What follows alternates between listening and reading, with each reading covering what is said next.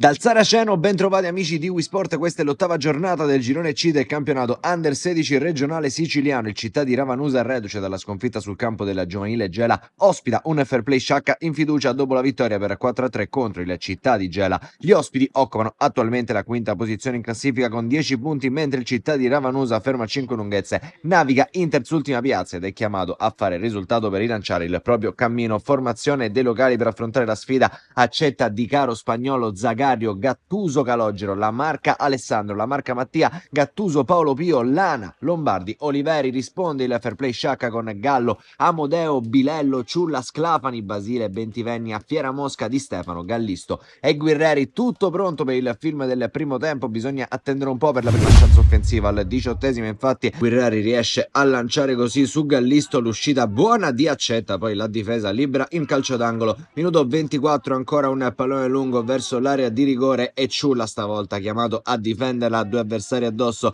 riesce a resistere alle cariche dei difensori biancorossi, poi si defila, conclusione complicata da lì, mette sull'esterno della rete. Al 29esimo però Paolo Pio Gattuso si esibisce alla grande a centrocampo in un dribbling, aggira l'avversario, poi la conclusione è da rivedere. Minuto 33, contatto in area su Ciulla per il direttore di gara che lì ha postato bene e calcio di rigore dal dischetto. Grande chance per Fiera Mosca che però colpisce in pieno la traversa. Il fair play sciacca un passo dal vantaggio, ma si resta sullo 0-0 al 37esimo, angolo corto, il pallone in mezzo su Gallisto, ancora una svettata sul fondo. Finisce così il primo tempo, Città di Ravanusa 0, fair play sciacca 0. Pesa l'errore di Fiera Mosca dal dischetto, lo stesso Fiera Mosca che impegna il portiere Accetta al 44esimo. 45esimo, Accetta sta per combinarla grossa, Gallisto non riesce ad approfittarne, il rimpallo premia infatti Città di Ravanusa. Momento complicato per i padroni di casa, sotto pressione adesso Guerreri riconquista l'ennesimo pallone, cerca il jolly dalla grande distanza, non trova però lo specchio della porta. Un minuto dopo, cross di Fiera Mosca,